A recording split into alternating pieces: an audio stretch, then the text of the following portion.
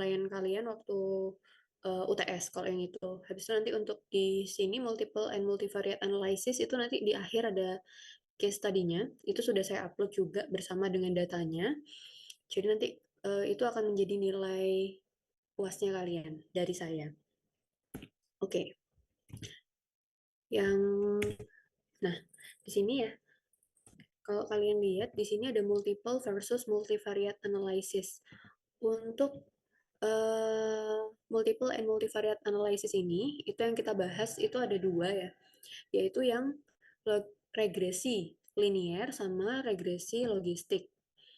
Ini itu sangat penting kalau teman-teman mau bikin penelitian di bidang FKK, karena banyak banget data-data FKK itu yang bentuknya itu data kategorikal. Data kategorikal itu misal kayak data, intinya data yang tidak bisa terukur atau datanya itu nilai nolnya itu tidak apa ya, tidak mutlak. Contohnya data kategorikal itu misalnya kalian mau menganalisis apakah pasiennya itu punya DRP atau tidak. Nah, berarti di situ kan datanya nggak mungkin kita masukkan ke dalam SPSS itu ya atau tidak, kan nggak bisa kayak gitu.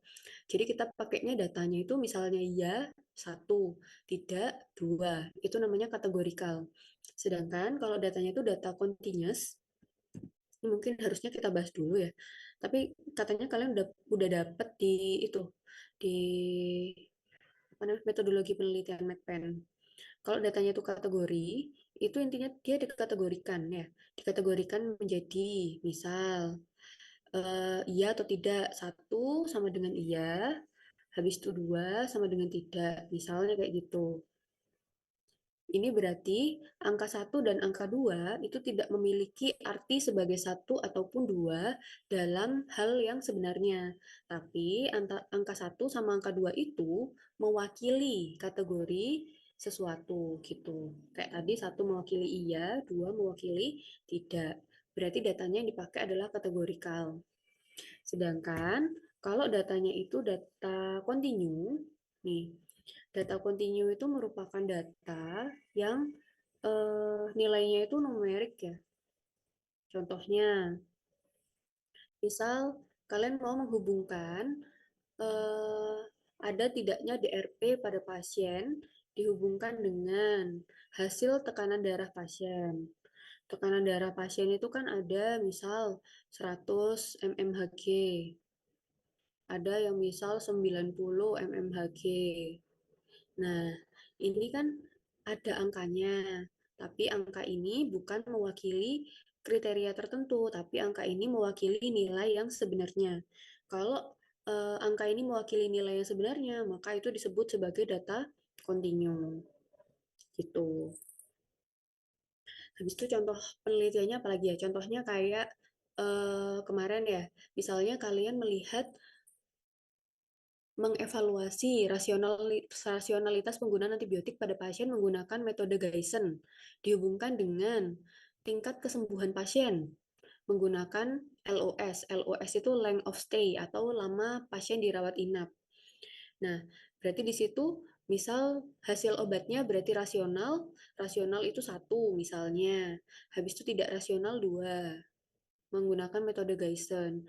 Kemudian kalian lihat loss-nya. Loss-nya berarti kalau satu ya berarti satu hari. Dua ya berarti 2 hari. Tiga berarti 3 hari.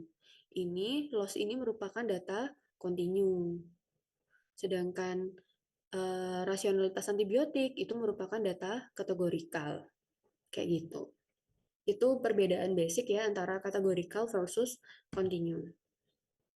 Nah, sedangkan untuk analisis regresi sendiri, itu digunakan untuk menganalisis hubungan antara satu atau beberapa variabel independen dengan sebuah variabel dependen. Nah, di sini inti dari analisis regresi sendiri itu adalah untuk melihat atau menggambarkan hubungan antara variabel dependennya dan variabel independennya. Jadi basic semua analisis SPSS itu sebenarnya adalah untuk melihat hubungan variabel dependen versus independennya. Jenisnya nanti tergantung dari kamu variabel dependennya itu bentuknya kategori atau numerik. atau yang continuous tadi. Habis itu dia itu eh, berapa jumlah variabelmu. Itu akan menentukan analisis apa yang akan kamu lakukan. Nah, kalau tadi sempat dilihat di slide ini, analisis regresi itu ada dua jenis ya. Ada yang namanya tuh linear regresi, ada yang namanya tuh logistic regression.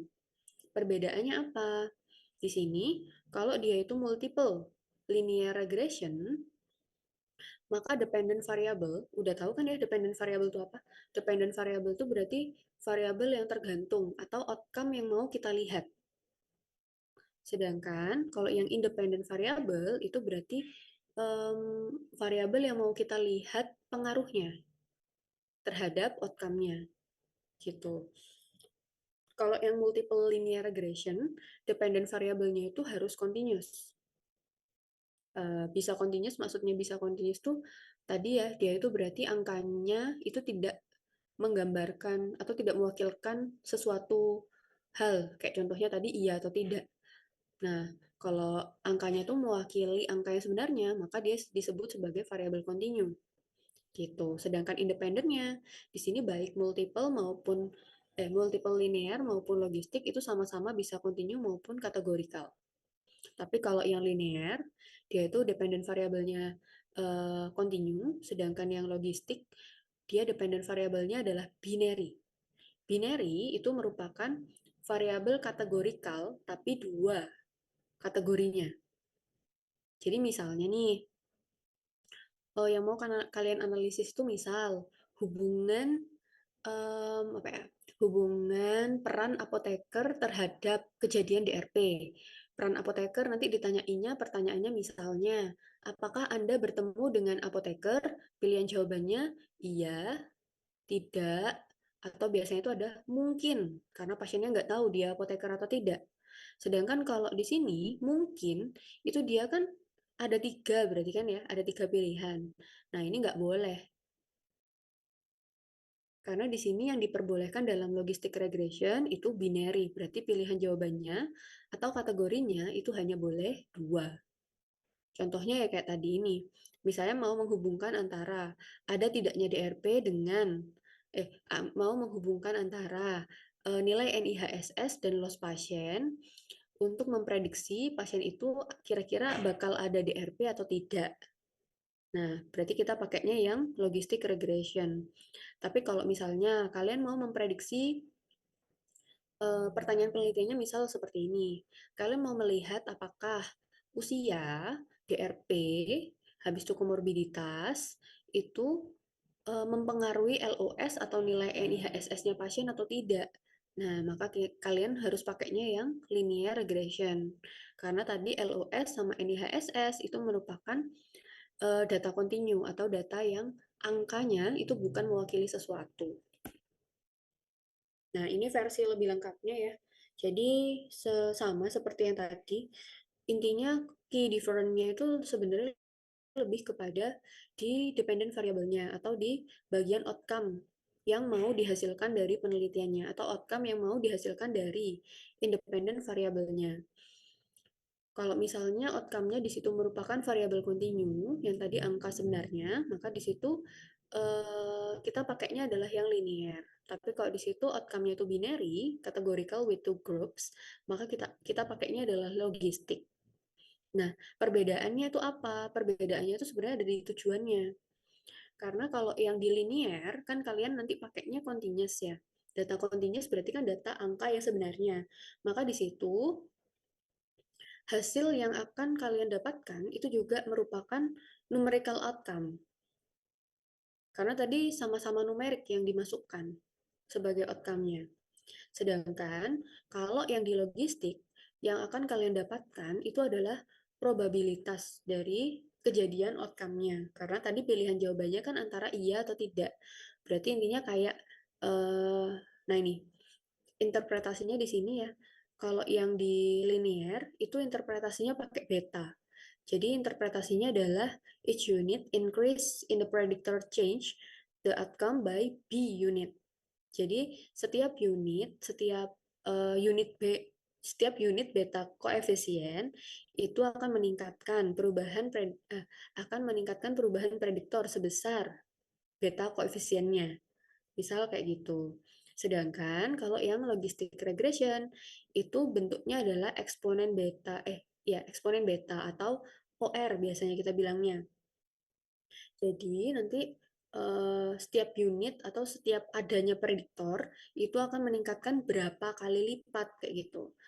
Change the odds of the outcome. Karena tadi yang kita lihat itu hanya yes or no-nya, bukan berapanya kayak gitu. Kalau berapanya kan yang di data continuous nih, berarti di sini juga berapanya B unit ini. Sedangkan kalau yang di sini, karena yang data kita lihat cuma yes or no, berarti yang di sini yang kita lihat adalah berapa kali lipatnya, kayak gitu.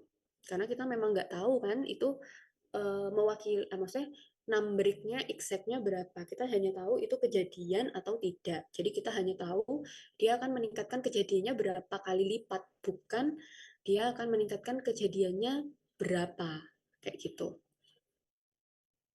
Nah, ini contohnya ya, misalnya kalian mau memprediksi loss-nya pasien berdasarkan dari kejadian DRP-nya pasien, habis itu NIHSS, sama pasien karakteristik. Contohnya kayak tadi, usia pasiennya berapa, habis itu gendernya apa mungkin, habis itu tekanan darahnya berapa, itu kan juga bisa merupakan pasien karakteristik untuk memprediksi pasien itu akan dirawat selama berapa lama di rumah sakit. Itu kita pakainya yang linear. Tapi kalau mau menganalisis misalnya, kalau pasien itu punya nilai NIHSS sekian, NIHSS mungkin nggak familiar ya, mungkin pasiennya punya nilai tekanan darah sekian, dengan lama rawat sekian, habis itu ternyata usianya sekian. Nah, itu maka resiko pasien untuk mengalami DRP itu berapa banyak. Nah, ini kita kan berarti pakainya outcome-nya kan yes or no, berarti kita pakainya yang logistik. Kayak gitu.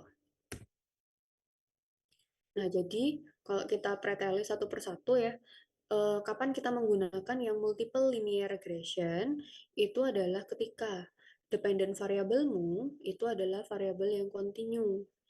Misalnya yang tadi yang bisa diangkakan, angkanya itu bermakna secara asli.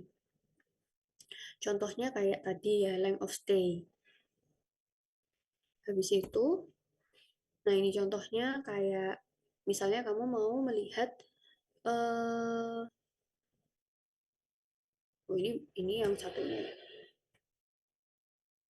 Nah, misalnya kamu mau melihat di sini, nah, misalnya kamu mau melihat di sini kira-kira bakalan berapa lama pasien itu dirawat jika pasiennya memiliki DRP, pasiennya memiliki baseline NIHSS tertentu, pasiennya memiliki usia tertentu, punya komorbiditas tertentu, polifarmasi. Nah, kamu mau prediksi kira-kira pasien itu dirawatnya bakal berapa lama kalau kalau ini semua ini diketahui. Nah, maka kita pakainya adalah yang multiple linear regression karena variabel dependentnya adalah data continue. Sedangkan kalau yang multiple logistic regression itu kalau dependent variabelnya atau outcome yang mau kamu prediksi itu adalah data binary atau data kategorikal dengan dua opsi.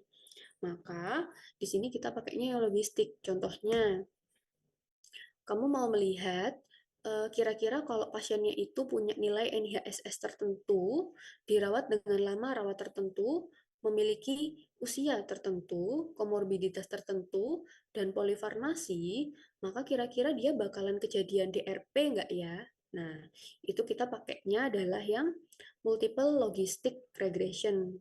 Karena kejadian DRP ini kita kategorikan menjadi misalnya satu itu iya, atau dua itu tidak, atau di sini kayak satu itu iya, nol itu tidak, gitu. Nah, kalau misalnya datanya itu data kategorikal, itu terserah kalian yang mau ngasih angka berapa. Contohnya, pokoknya nggak bingung. Contohnya misal kayak di sini ya, yes-nya itu satu, no-nya itu nol. Kalian mau pakai yes-nya itu satu, no-nya itu dua, itu nggak apa-apa juga. Karena pada akhirnya nanti nilai 0, 1, 2, 3, dan seterusnya itu tidak menggambarkan angka yang sesungguhnya. Dia hanya mewakili kriteria tertentu atau mewakili kategori tertentu. Jadi mau pakai angka berapapun nggak masalah kalau datanya kategorikal. Beda sama kalau datanya itu kontinu. Karena kalau data kontinu angkanya itu ya angka real gitu. Nah, habis itu tadi kita bahas yang multiple. Sekarang kita bahas yang multivariat. Perbedaan utama antara multivariat dan multiple itu adalah, nah di sini, dari data dependen yang mau kita lihat atau data outcome yang mau kita dapatkan. Walaupun karena analisa multivariat itu agak ribet ya, jadi dia itu jarang digunakan buat penelitian. Biasanya dia digunakan buat melihat kayak variabel pengganggu kayak gitu. Nah, di sini kalau yang multivariat, multivariat logistic regression, itu dia regresi logistik. Cuman, dependent variabelnya atau variabel outcome-nya itu multiple. Kalau tadi di multiple logistic regression, kita hanya menggunakan satu dependent variable. Kayak tadi, kejadian DRP. Kita mau lihat tadi tekanan darah, lama pasien dirawat, usia, terus dia tuh kira-kira bakal ada DRP nggak ya? Nah, itu namanya multiple logistic regression. Tapi kalau di multivariat, dia itu, yang mau kita lihat itu lebih dari satu dependent variable. Kita nggak hanya mau melihat kejadian DRP-nya itu kira-kira bakal ada atau tidak, gitu. Nah, misalnya di sini ya, kita mau melihat apakah eh, pasien yang punya NIHSS sekian, punya LOS sekian, punya komorbiditas tertentu, itu akan mempengaruhi pasien itu akan terkena DRP iya atau tidak, dan akan masuk hospital lagi atau hospital readmission-nya itu iya atau tidak gitu. Jadi intinya yang mau kita lihat itu nggak hanya DRP aja, tapi ada data kategorikal atau ada data binary yang lain selain outcome awalnya. Kalau ini cuma mau lihat DRP aja, kira-kira bakal ada atau tidak, kita pakainya yang multiple. Tapi kalau di sini kita tambahkan lagi outcome-nya, tidak hanya DRP, tapi juga ada hospital readmission, maka kita pakainya adalah yang multivariat. Jadi perbedaan basic antara multivariat dan multiple itu hanya pada dependent variabelnya atau outcome yang mau kita prediksi berdasarkan dari independent variabelnya itu lebih dari satu atau tidak. Kalau lebih dari satu variabel, maka kita pakainya yang multivariat. Tapi kalau kita mau melihat hubungan independen versus dependennya, itu hanya dari satu variabel, dependennya satu variabel aja, maka kita pakainya cukup yang multiple. Gitu. Habis itu, kalau tadi yang logistik, kalau ini yang linear. Sama ya sebenarnya antara yang multiple sama multivariat, bedanya hanya pada yang dependent variabelnya aja. Begitu pula dengan yang multivariat linear regression.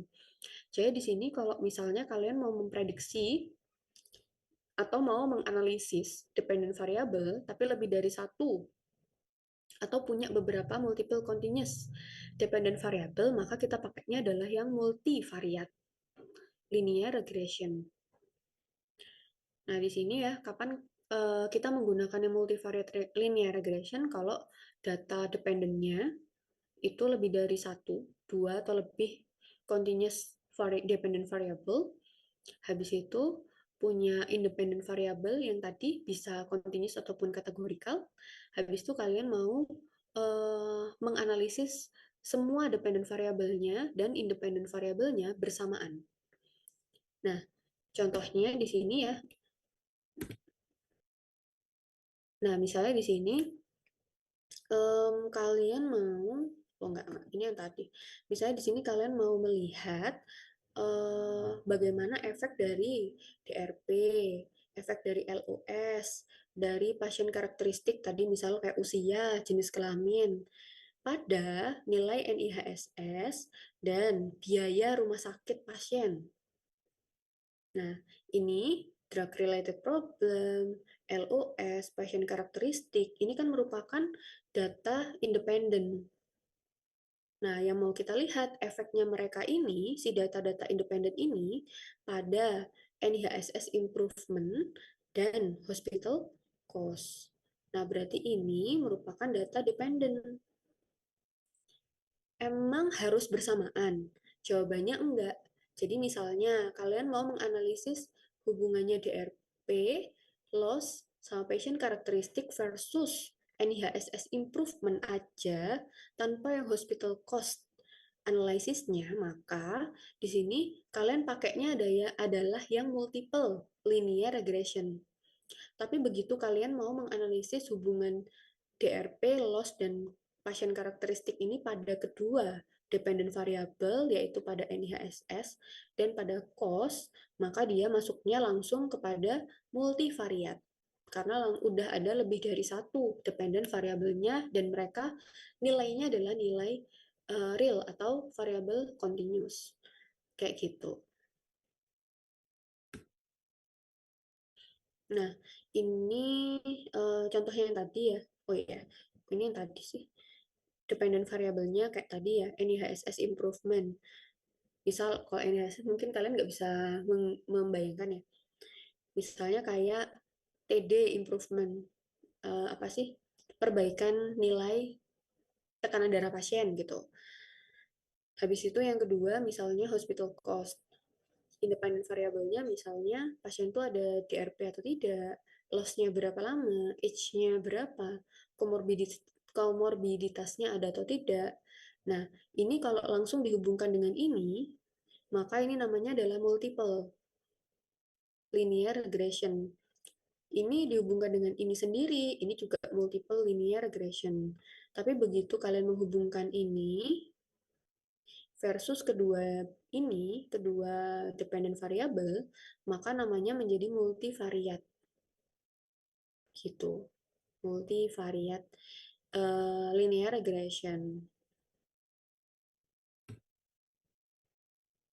Nah, kalau yang tadi um, apa maksudnya perbedaan ya antara yang multiple linear regression versus multivariate linear regression itu, nah ini kalau yang multiple itu cuma satu, sedangkan kalau multivariate itu pasti lebih dari satu. Dia merupakan data dependennya sama-sama data continuous. Yang membedakan tuh hanya jumlah dependent variabelnya aja gitu. Nah, kalau ini SPSS-nya ya, kan biasanya kalau kita menganalisis sesuatu ya, entah itu pakai regresi, mau pakai chi-square, mau pakai ANOVA, itu apa sih? T-test, itu kita biasa pakai SPSS ya. Ini get SPSS-nya ya, dari yang multiple logistic regression, step by step-nya seperti ini, kemudian multiple linear, multivariate, sama um, multivariate linear sama multivariate yang logistik. Sebenarnya tuh kalau sudah masuk ke SPSS itu maksudnya lebih gampang ya, karena kan interpretasinya juga di sini udah disediakan. Cuman biasanya tuh mahasiswa tuh pada kesusahan memilih kira-kira kita tuh harus menggunakan analisa yang mana gitu. Tapi kalau sudah tahu analisanya, nanti masukkan datanya, habis itu menginterpretasikan itu sebenarnya lebih lebih gampang. Sampai di sini ada yang mau ditanyakan dulu mungkin terkait sama multivariate, multiple, linear, atau logistic regression?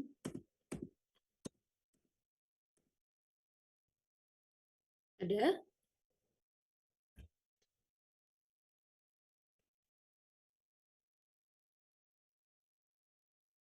Nggak ada? Jelas? Jelas apa bingung ya?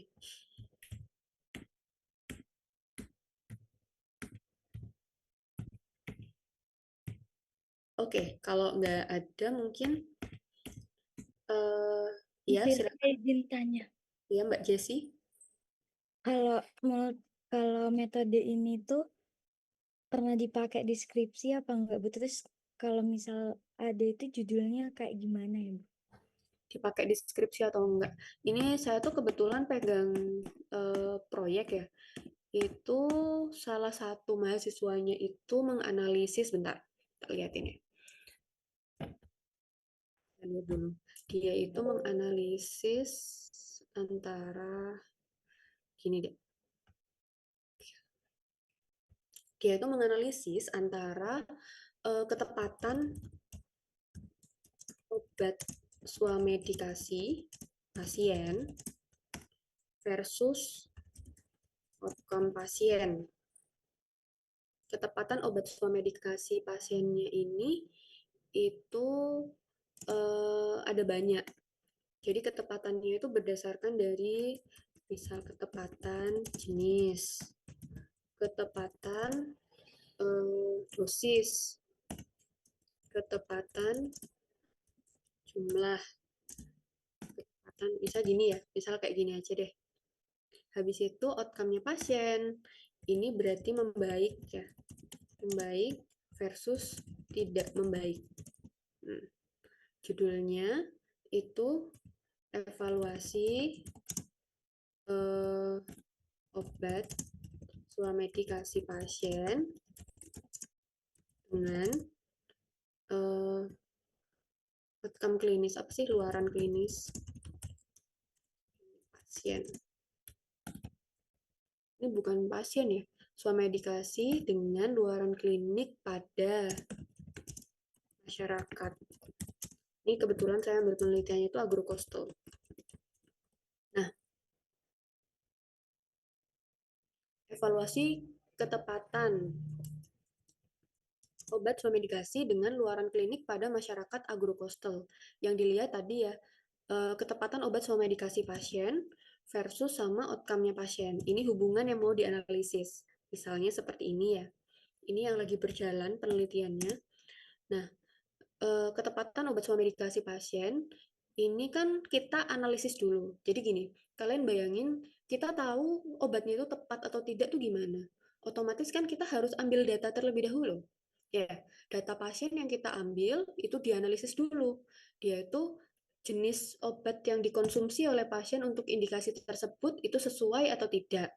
Ya, berarti kan ada iya atau tidak, iya atau tidak tepat. Kan kayak gitu. Habis itu udah dari jenisnya dia itu tepat atau tidak. Misalnya tuh pasiennya ngeluhnya diare, habis itu dia ternyata beli obatnya amoksisilin. Kan amoksisilin kan maksudnya diare kan bukan pasti disebabkan karena antibiotik. Karena bakteri ya. Berarti harusnya dia kan tidak menggunakan amoksisilin, misal kayak gitu. Berarti di sini kalau pasiennya kasusnya seperti itu, maka dia tidak tepat. Itu kita analisis satu-satu. Begitu pula dengan ketepatan dosisnya. Misalnya pasiennya demam, dia belinya paracetamol. Oh, sudah benar ketepatan jenisnya.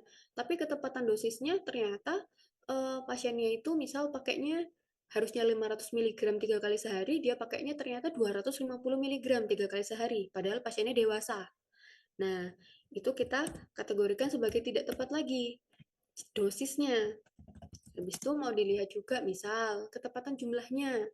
Pasiennya katanya apa ya? Kok jumlah tuh agak ambigu deh. Ini pokoknya kan lebih dari satu ya sudah.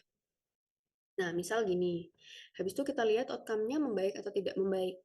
Nah, tadi data yang kalian sudah dapat duluan, maksudnya datanya itu mau gimana pun itu tidak akan berubah, bukan merupakan outcome atau bukan merupakan hasil dari variabel yang lainnya, itu kita bilang sebagai independent variable. Berarti tadi ketepatan jenis, ketepatan dosis dari pengobatan swamedikasi pasien itu kita sebut sebagai independent variable karena dia sudah kita analisis duluan, nggak ada hubungannya sama variabel yang lain, gitu. Nah, habis itu yang mau kita lihat kan outcome-nya. Ketepatan itu apakah mempengaruhi outcome-nya pasien? Apa ya? Gampangannya kita penelitian tuh tanya gitu. Kalau pasiennya tuh salah pakai jenis obat, pasiennya tuh sembuh nggak sih? Kayak gitu loh. Kalau pasiennya salah pakai dosis obat, pasiennya tuh sembuh nggak sih?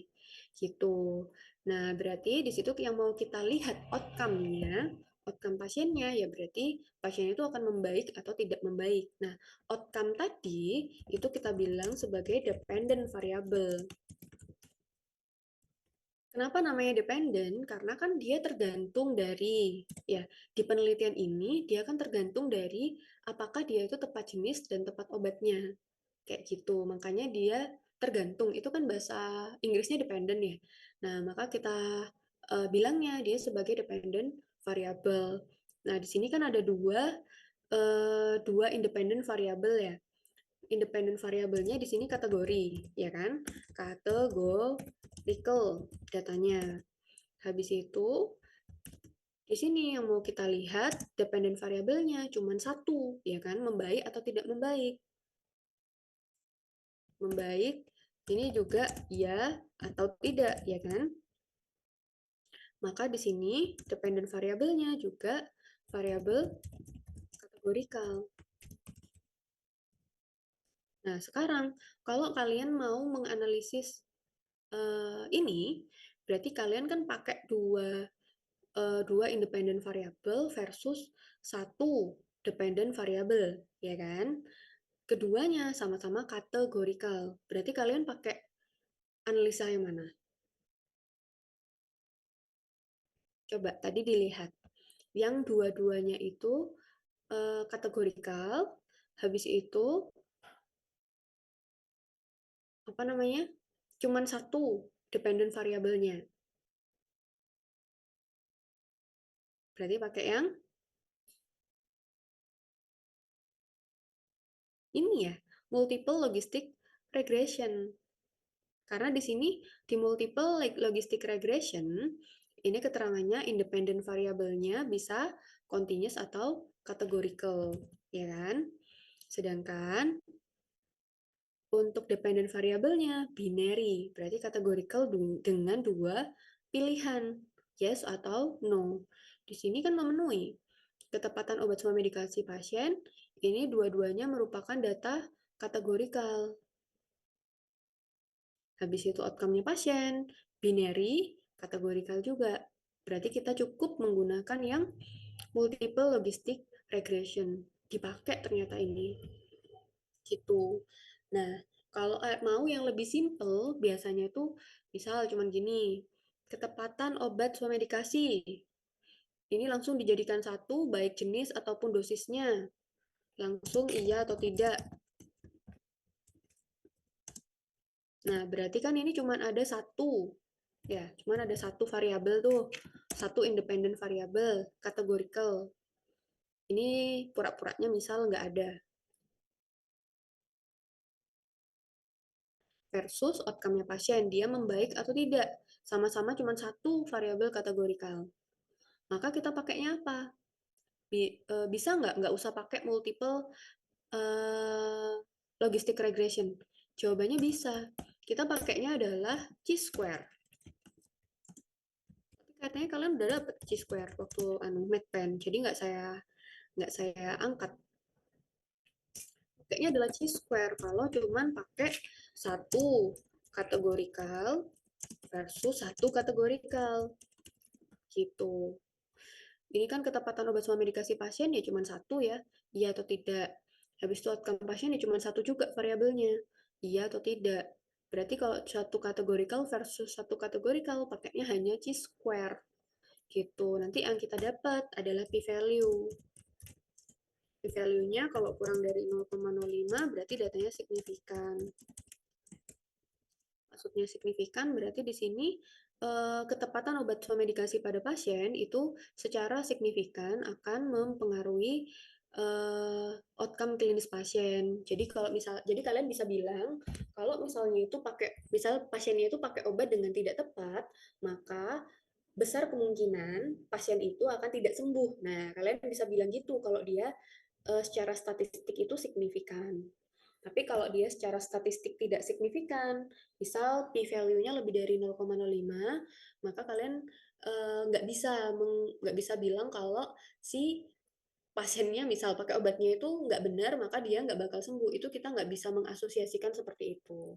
Itu kalau datanya itu satu versus satu, sama-sama data kategorikal. Kita pakainya chi-square. Tapi kalau seperti tadi, yang ini ya, dilihat beberapa variabel, kita pakainya multiple gitu. Gitu mungkin Mbak Jessie. Aduh, yang semester 4 belum dapat metopen. Oh, yang semester 4 belum dapat metopen. Soalnya itu kemarin, kemarin tuh waktu kita rapat buat nentuin materi SPO sama Bu Afifah. Bu Afifah kan ngajar metopen tuh. Itu katanya yang multiple aja Mbak yang dikasih ke anak-anak. Soalnya kalau yang biasa tuh udah dikasih di metopen. Sedangkan FKK itu seringnya itu memang pakainya multivariat. Jarang FKK tuh pakai yang kayak cuman satu variabel gitu. Kan biasanya kalau di FKK tuh datanya banyak yang diambil. Data dari rekam medis tuh kan ada kayak misal data usia, jenis kelamin, ada tidaknya komorbiditas, itu kan biasanya nanti akan dianalisis setidaknya sebagai variabel pengganggu. Jadi biasanya sih kita memang pasti ada titik di mana kita harus menggunakan yang multiple ataupun multivariat logistik ataupun uh, linear regression kayak gitu sih. Kalau nggak pernah dapat metopen, berarti bingung lah dari tadi kalian. Soalnya kan ini, maksudnya statistik banget gitu ya. Data itu ya ada banyak ya jenisnya. 937. Data itu ada banyak jenisnya ya. Ada data tadi, kategorikal. Ada namanya itu data continuous. Data kategorikal itu intinya adalah data yang bukan angka. Kayak tadi, kamu mau menganalisis ketepatan antibiotik. Kan jawabannya adalah tepat dan tidak tepat ya. Nah, ini berarti data kategorikal. Habis itu ada lagi misalnya ada DRP atau tidak ada kejadian DRP itu ada atau tidak. Kejadian DRP. Ini kan jawabannya ada atau tidak. Nah, ini juga merupakan data kategorikal. Intinya kalau data kategorikal itu ya data bukan angka. Tapi kalau datanya itu data continuous, itu data angka. Data angka itu contohnya kayak misalnya tekanan darah pasien. Tekanan darah pasien misal 160 mmHg. Ya berarti itu kan nggak menggambarkan, eh, maksudnya nggak menggambarkan misal tinggi atau rendah atau sedang. Itu kan bukan seperti itu. 160 ya berarti TD-nya 160 kayak gitu. Ada juga misal LOS, length of stay ya, 5 hari. Ya berarti dia dirawat selama 5 hari gitu. Tapi apakah data tekanan darah itu pasti merupakan data continuous? Jawabannya juga belum pasti. Ada beberapa penelitian itu yang pakai misal gini nih, tekanan darah pasien, tapi pakainya rentang. Misal, kalau dia itu 100 misal kurang dari 140 mmHg, itu berarti rendah atau ideal. Ya, misalnya lebih dari sama dengan 140 mmHg, dia dikategorikan sebagai tinggi. Nah, kalau kayak gini, itu masuknya sudah ke kategorikal. Karena dia dikategorikan. Nanti ideal ini angkanya 1, misalnya. Tinggi itu angkanya 2. Begitu pula dengan LOS, ya. Misalnya, dia dirawatnya itu kurang dari 7 hari. Itu berarti sebentar. Atau gini, dia kurang dari 7 hari berarti cepat sembuh. Misal, lebih dari 7 hari berarti dia lama sembuhnya. Nah, ini berarti sudah masuk, walaupun sama-sama LOS ya, dia sudah masuk ke data kategorikal, karena dikategorikan lagi, gitu. Jadi intinya, walaupun di situ data yang kamu dapatkan itu merupakan data numerik atau data rasio atau data continuous, tapi dia itu sebenarnya bisa dikategorikan lagi, tergantung dari kebutuhan penelitianmu, kayak gitu. Misalnya kamu mau menganalisis hubungan, cuman mau menganalisis antara hubungan apa ya? Contohnya ya. Hubungan ada tidaknya GEP dengan perubahan nilai tekanan darah pasien. Misal gitu ya. Kalau misalnya kamu mau menghubungkan antara ada tidaknya DRP dengan perubahan tekanan darah pasien. Berarti kan ada tidaknya DRP itu merupakan variabel independen karena kalian harus analisis dulu pasiennya itu intinya ada atau tidak DRP-nya dan itu tidak tergantung dari nilai tekanan darahnya pasien gitu. Tapi kalau DRP kan tergantung dari obat-obat yang digunakan pasien. Berarti dia merupakan independen. variabel. Itu dia datanya iya atau tidak. Berarti dia merupakan data kategori. Habis itu dependent variabelnya berarti merupakan perubahan TD pasien. Kamu misalnya menggunakan perubahan TD pasiennya, misal tuh, kan perubahan TD pasien tuh banyak ya. Misal pasiennya tuh yang kamu ambil datanya ada 100. Perubahan tekanan darahnya pasien tuh macamnya banyak. Ada yang dia turun 1, turun 2, turun 3, turun 4, turun 5. Itu kan semua perubahan nilai tekanan darah. Nah, sedangkan kalau datanya pasienmu ada 100, ternyata yang turun satu cuman satu, yang turun dua cuman dua, yang turun tiga cuman tiga. Itu kan tidak merata antar perubahan nilai tekanan darahnya. Kecuali kamu mau ngambil data pasien yang turun tekanan darahnya ada DRP-nya itu ada dua masing-masing, misal kayak gitu. Itu baru rata, bisa kalian analisis. Tapi kalau nggak merata seperti kasus ini yang saya contohkan, itu nanti hasil yang kalian dapatkan itu kurang kurang apa ya? Kurang akurat gitu loh, kurang menggambarkan nilai yang sebenarnya. Jadi banyaknya penelitian di FKK, di klinis, kalau memang data yang kalian dapatkan itu apa ya, outcome-nya terlalu besar variasinya, lebih baik dikategorikan aja. Misal dia perubahan tekanan darahnya kurang dari 5 mmHg, berarti tidak signifikan. Misal, kalau dia lebih dari sama dengan 5 mmHg perubahannya, maka terapinya signifikan. Gitu. Misal seperti ini. Itu bisa juga. Nanti banyak sih yang perlu dipertimbangkan. Toh kalian juga nggak sendirian, pasti nanti diajarin sama dosen pembimbingnya juga nggak apa-apa. Yang penting tahu basicnya data continuous, data kategori itu kayak gimana, kapan kalian pakai multiple, kapan pakai multivariat. Gitu sih. Emang kalau misalnya belum dapat medpen ya emang pusing ya. Saya kira semua udah dapat, saya nggak, saya disuruhnya ngajarnya langsung yang itu, yang multiple sama multivariat. Gitu. Ada lagi mungkin yang mau ditanyain Mbak, Mas? Gimana Sudah, Mbak Jessi? sudah. Yay. Nanti mungkin bakal lebih jelas lagi waktu udah dapat medpen ya. Nah, habis itu tugas pengganti UASnya. Ini case study ya. Sama kayak dari tadi yang saya contoh-contohkan ya. Ini judul misal ada mahasiswa ya yang judul penelitiannya faktor-faktor yang mempengaruhi kejadian efek samping obat pada pasien rawat inap dengan terapi antibiotik di rumah sakit. Nah, jadi variabelnya di sini ada kejadian efek sampingnya, usianya, jenis kelamin, jumlah obat yang dikonsumsi, lama rawat inap, jenis antibiotiknya. Ini yang perlu kalian cari adalah mana sih data dependent variabel dependentnya sama variabel independennya. Terus jenis analisisnya yang sesuai itu apa berdasarkan alasan yang kalian pertimbangkan.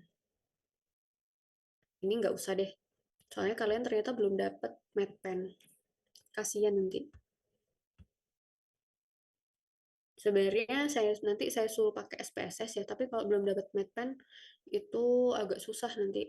Mendingan nggak usah. Yang penting tahu dulu kenapa mana variabel dependent independennya, habis itu jenis analisis yang sesuai dan kenapanya. Itu aja ya tugasnya.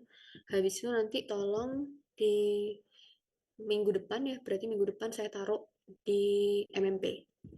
Oh iya, jangan lupa ya kalau ini tuh adalah tugas pengganti UAS. Kemarin tuh soalnya saya cek itu dari 56 mahasiswa, cuman 54 dan 53, 54 deh yang mengumpulkan tugas. Sedangkan yang dua itu nggak mengumpulkan tugas. Duanya itu kebetulan emang uh, kakak tingkat ya. Saya hafal anaknya, ya wes biarin aja, gak apa-apa. Yang jelas nggak ada nilai dari saya. Jadi nanti kalau misalnya ada yang tanya kok nilainya nol gitu ya, ya karena emang nggak ada tugas yang bisa saya nilai gitu. Dan saya udah nggak nyediain susulan ya, karena udah terlalu lama. Habis itu kemarin juga ada yang telat ngumpulinnya itu nggak apa-apa. Telat sebenarnya nggak masalah ya, karena jamnya di MMP itu kan emang kadang agak membingungkan. Nggak apa-apa, yang penting ngumpulin, at least. Habis itu, apalagi ya?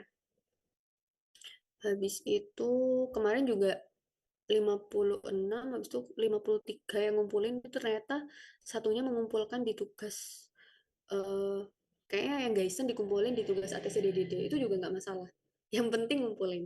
Jadi kriteria dinilainya itu cuman yang penting ngumpulin. Tapi kalau begitu udah nggak ngumpulin, ya nggak ada tugas yang bisa saya nilai gitu. Kalau nggak ada tugas yang bisa saya nilai, ya otomatis nilainya nol. Ya gimana lagi, kan nggak ada emang yang bisa saya nilai. Nah, itu tadi buat yang pengganti UAS dari saya. Nanti pengganti UAS dari Bu Yunita akan disampaikan sama Bu Yunita. Tapi kita sebelumnya sudah pernah ngobrol masalah SPO ini, karena cuma satu SKS ya. Kasihan kalian juga, jadi nilainya langsung dari tugas saja, gak masalah. Nah, habis itu kita bahas tugas yang kemarin ya.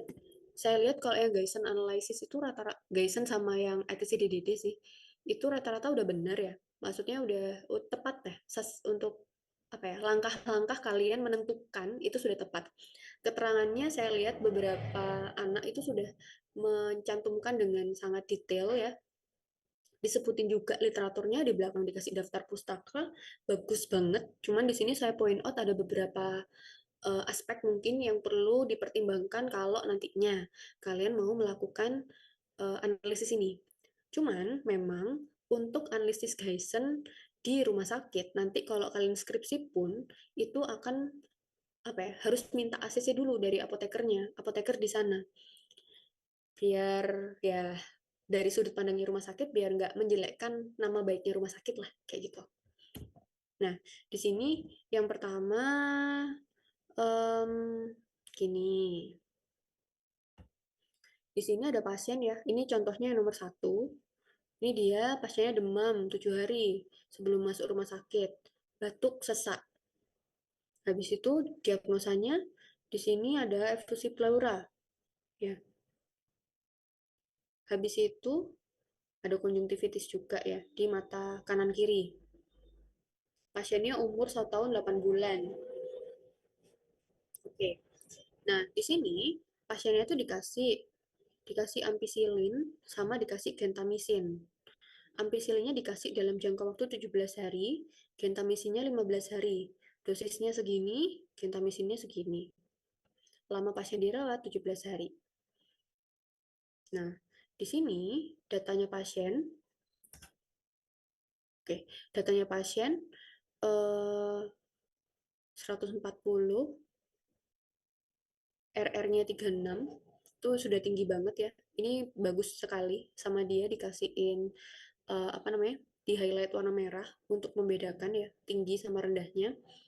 T-nya tinggi, di sini T-nya sudah mulai normal. BTA-nya negatif ya. BTA itu, nah ini basil tahan asam ya. Kalau positif tuh biasanya ada MTB atau pasiennya itu didiagnosa TBC. Tapi di sini ada efusi pleura. Nah, habis itu di tanggal 16 efusi pleuranya masih ada. Ketika dikultur, ternyata bakterinya adalah Staphylococcus subtropicus. Dia resisten ampicillin, ampicillin sulbactam, penicillin. Dia sensitifnya terhadap gentamicin. Sekarang, analisisnya. Di sini yang ampicillin, analisisnya adalah 4A. Dia yang pertama, medical recordnya incomplete. PES ya, karena complete. Ada no indication for antibiotic. Di sini ada CRP-nya tinggi ya. CRP itu merupakan C-reactive protein. Nah, C-reactive protein itu menggambarkan ada tidaknya inflamasi. Karena di sini ada efusi pleura, jadi kemungkinan memang ada infeksi bakteri. Ditunjang juga sama hasil kultur. Berarti di sini ini ada indikasi. Habis itu, uh, there is an alternative antibiotic with a narrower spectrum. Nah, ini ada antibiotik dengan spektrum yang lebih sempit. Ini bisa PES di sini, maksudnya bisa kita pilih. Karena di sini awal pasien menggunakan antibiotik empiris, itu pasti yang dipakai itu adalah antibiotik yang broad spectrum. Dan ampicillin itu memang antibiotik broad spectrum. Sedangkan ketika dia sudah keluar kultur darahnya, kita bisa deeskalasi antibiotik. Kita bisa pakai antibiotik yang lebih spesifik dengan spektrum yang lebih sempit. Karena kita sudah tahu spektrum bakterinya itu yang mana. Ibaratnya itu kita nggak perlu lagi bombing terapi menggunakan yang broad spektrum antibiotik, tapi kita langsung bisa pakai spektrum yang tepat untuk kumannya, untuk bakterinya. Nah, jadi dari sini itu sebenarnya kita bisa pilih 4D. Habis itu berarti di sini untuk yang ampicillin itu dia bisa masuk ke yang 4D. Sekarang yang gentamicin. Gentamicin di sini kalau analisisnya itu 3A. 3A itu adalah prolonged antibiotic use. Oh iya, ini saya salah ya. Harusnya ini 3A, benar. Cuman di sini, nah ini, gentamicin 3A. Pertimbangannya, kalau di sini alasannya itu adalah nih, 1 kali 75 mg itu benar dosisnya. Karena di sini kita bisa lihat ya, berdasarkan literatur, dia bisa dikasih 3 kali sehari atau 5 sampai 7,5 mg once daily. Berat badannya pasien 10 kilo, berarti dia bisa dikasih 75 mg 1 kali sehari. Benar. Dia masuk ke dalam kategori 3A karena pemberian antibiotik terlalu lama, yaitu 15 hari. Seharusnya 7 hari. Jadi kalau misalnya dia gini, misal dia dikasihnya 8 hari, apakah dia termasuk ke dalam 3A? Belum tentu. Kalau dia 10 hari penggunaan, apakah dia masuk 3A? Belum tentu. Dia kalau digunakan selama 15 hari, apakah dia pasti masuk 3A? Jawabannya tetap belum tentu. Kenapa? Karena di sini harus kita perhatikan bahwa prolonged antibiotic use itu bisa dilakukan jika masih ada indikasi. Intinya kan seperti itu. Bahkan di sini di literatur pun itu bilang kalau nah, durasinya adalah 7 sampai 10 hari, may be longer for complicated infection. Nah, tapi alasan saya memasukkan ke 3A itu bukan semena-mena karena pasien ini pakainya 15 hari, bukan sesimpel itu. Tapi saya lihat di sini bahwa nih, pasiennya di sini tanggal 10 ada tanda infeksi. Tanggal 13 ada tanda infeksi, ya kan? Tanggal 15 nggak ada tanda infeksi. Tanggal 16 nggak ada tanda infeksi. 18 baru keluar kulturnya. Coba di sini. 19, 22, 25. Semuanya sudah normal. Bahkan di rekam medis di sini nggak ada keterangan bahwa dia itu masih ada nggak sih efusi pleuranya. Kalau lebih detail tuh sebenarnya ada kayak misal warna sputum, keterangan batuk, sesak. Nah, nggak ada juga. Artinya, di sini sebenarnya pasien dari tanggal 10 udah dikasih gentamicin selama 3 hari. Sampai tanggal 13 masih ada efusi pleura. 14, 15, udah 5 hari ya. BTA-nya negatif, nggak ada tanda infeksi. 16, sudah 6 hari. Tapi masih ada efusi pleura. Oke, boleh ya dikasih. Habis itu di tanggal 18, udah 8 hari. Tapi dari tanggal ini, 18 sampai ke 26, itu sama sekali nggak ada tanda infeksi. Berarti sebenarnya kalau pasien ini dikasih antibiotik sampai tanggal 18, ini saya masih kategorikan sebagai dia itu rasional untuk durasinya gitu. Karena tanggal 16 terakhir masih ada efusi pleura. Nah, di sini yang perlu konfirmasi apotekernya. Sebenarnya di tanggal 18 itu masih ada efusi pleura apa enggak? Habis itu gimana klinisnya pasien yang sesungguhnya? Kayak gitu. Jadi kita nggak bisa, intinya tuh kita nggak bisa semena-mena ngomong kalau durasi pemberian antibiotiknya tuh terlalu lama. Kalau kita nggak tahu secara pasti kondisi pasiennya seperti apa. Kalau memang pasiennya itu belum membaik, maka dia boleh diteruskan antibiotiknya. Misal tuh pasiennya jelas-jelas masih demam 39 derajat Celcius, tapi antibiotiknya sudah mau kamu hentikan karena sudah lewat 7 hari. Nah, itu kan juga nggak boleh ya, kayak gitu. Padahal tanda-tanda infeksinya masih ada. Mungkin itu bisa terjadi karena misalnya itu infeksi bakterinya di pleura. Pleura itu lokasinya itu lebih susah dijangkau daripada paru-paru. Nah, kayak gitu. Jadi ada faktor-faktor tertentu yang membuat penggunaan antibiotik itu memang bisa direkomendasikan lebih lama. Karena itu di literatur pun itu dikasih keterangan kayak gini, may be longer for complicated infection gitu. Tapi di sini overall sebenarnya sudah benar. Nah, di situ yang lainnya, kayak misalnya furosemid. Furosemid kan dia bukan antibiotik ya, sedangkan yang lainnya ini, maksudnya kategori-kategori di sini digunakan untuk menganalisa antibiotik. Berarti di situ sebenarnya untuk furosemid itu tidak perlu dianalisa. Kemudian kasus yang berikutnya ini kasus yang nomor 3. Ini pasiennya itu diagnosanya BP, batuk pilek ya. Batuk pilek, habis itu sesak, plus VSD SA, DC sedang, L to right, left to right sound. FSD, DC sedang, itu sebenarnya ini. Jadi pasiennya itu punya kondisi di mana namanya itu ventricular septal defect, doubly committed sedang. Jadi intinya katup jantungnya pasien di sini itu mengalami defect atau ketidaknormalan.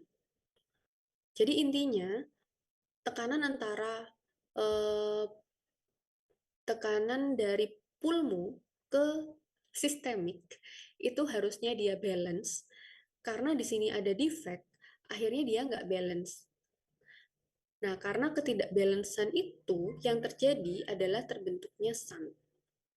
Jadi kalau misalnya di sini tuh nggak di, kalau misalnya dia itu tekanannya itu tidak balance, akhirnya tekanan di dalam jantungnya pasien itu akan menjadi semakin tinggi. Padahal dari awal katup jantungnya pasien itu sudah terjadi defect. Akhirnya yang terjadi tadi kan right to left shunt ya. Nah, yang terjadi adalah darah dari atrium kanan akan merembes ke kok merembes? Akan merembes ke atrium kiri. Gara-gara kok atrium kiri? Ventricle. Darah dari ventricle kanan itu akan merembes ke ventricle kiri.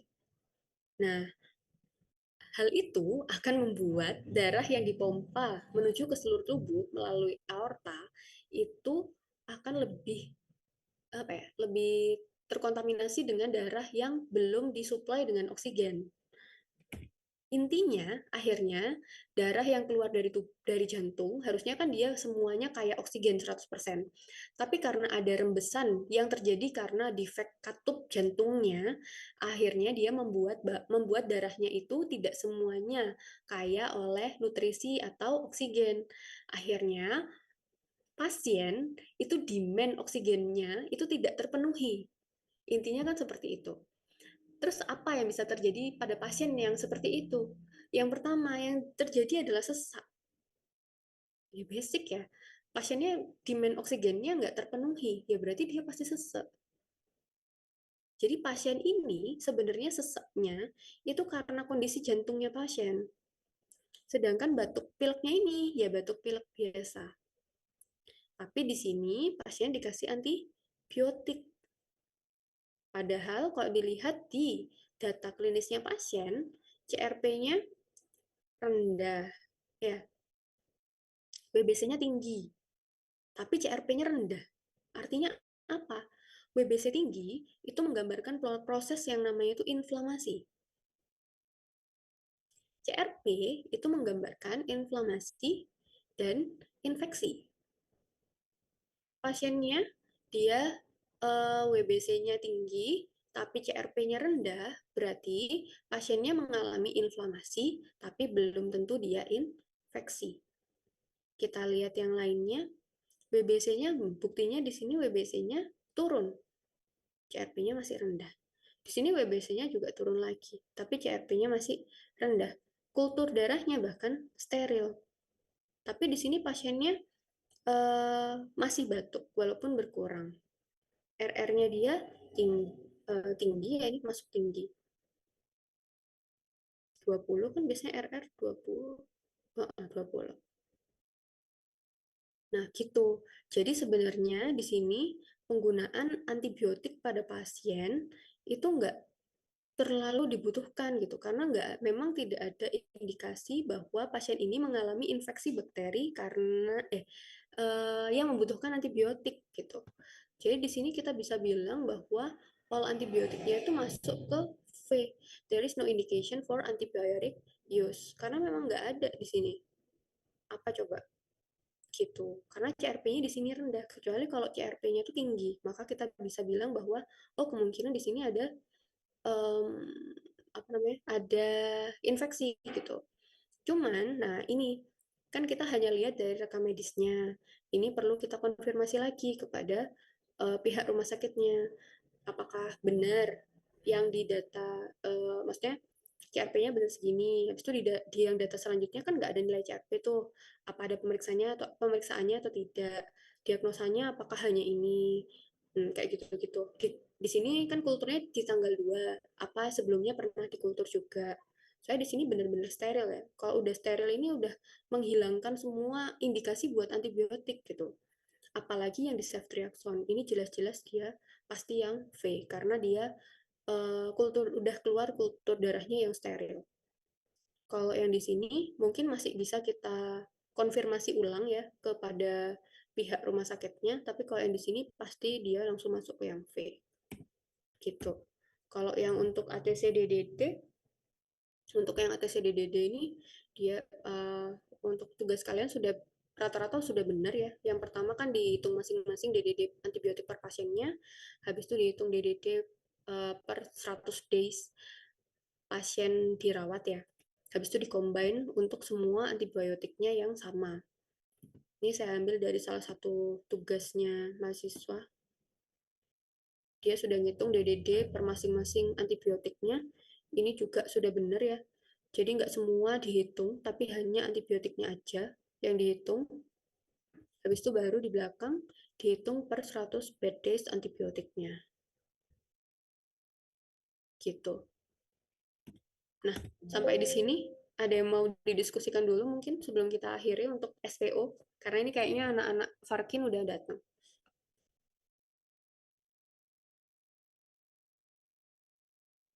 Udah cukup? Oke.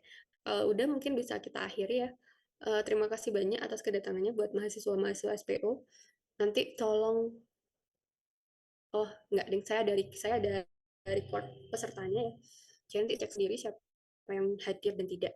Oke, kalau gitu boleh live buat teman-teman yang kelas SPO. Next, saya lanjut ke Farkin.